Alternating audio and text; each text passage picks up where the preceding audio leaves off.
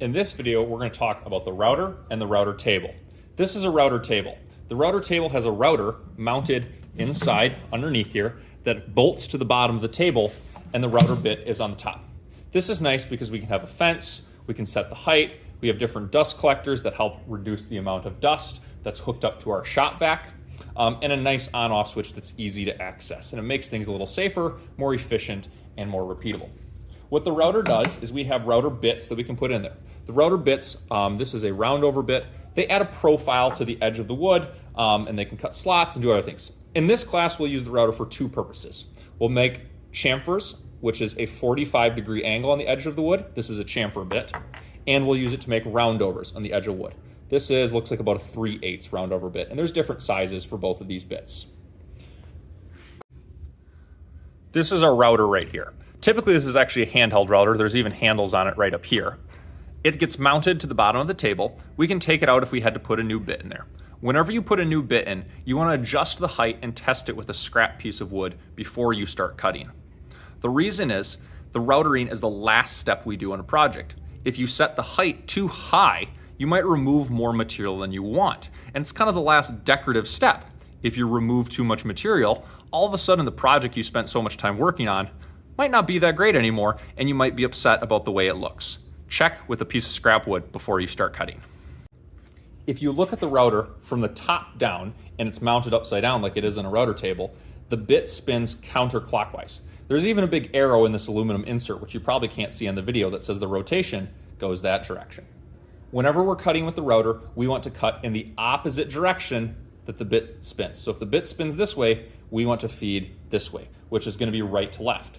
You can't see it in the video, but there's also a little sticker up here that says direction of feed and has an arrow pointing this way. Whenever we're cutting, this little plastic shroud here is meant to help our shop vac catch more dust than it would otherwise. It kind of blocks some of the air and creates a better vacuum. We're going to use that dust shroud as our margin of safety. We should never ever reach underneath there while the router's running. That means when we're running, we'll often have to run through and we'll have to switch our hands from one side to the other while making a cut. Whenever we're routering with the router table, we'll use the fence and the table to guide us. Keep the wood flat against the fence and the table, keeping constant pressure the whole time. You'll run it through and then you'll be done there.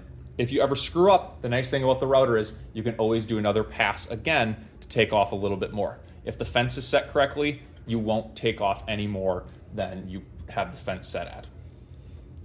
I'll demonstrate a cut now.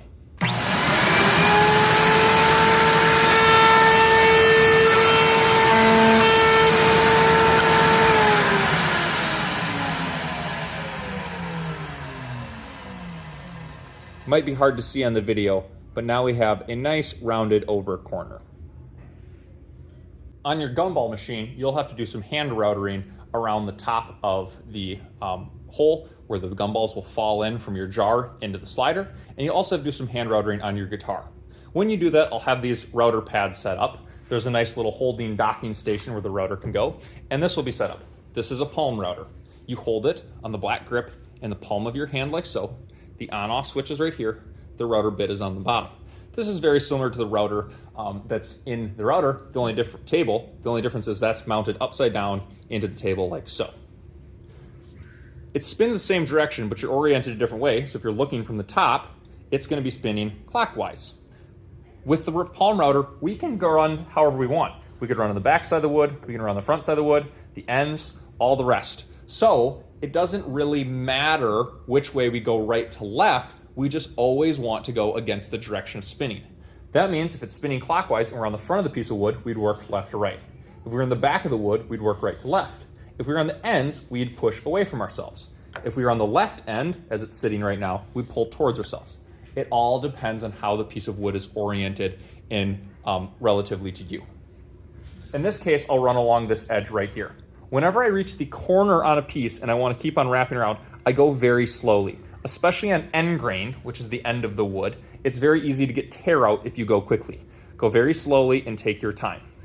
There's a bearing on the bottom of the router here that will guide where we're going and keep us from cutting too much. The most important thing is that you keep the plastic base flat against the piece of wood.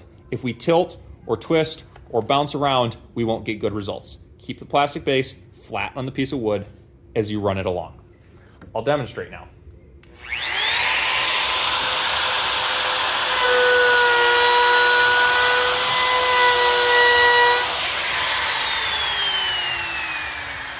Whenever I get done, I turn off the router and I hold it until it completely stops spinning.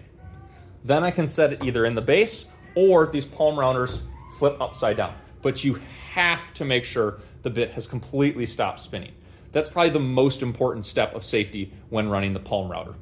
The other is, you'll notice that I held just on the top.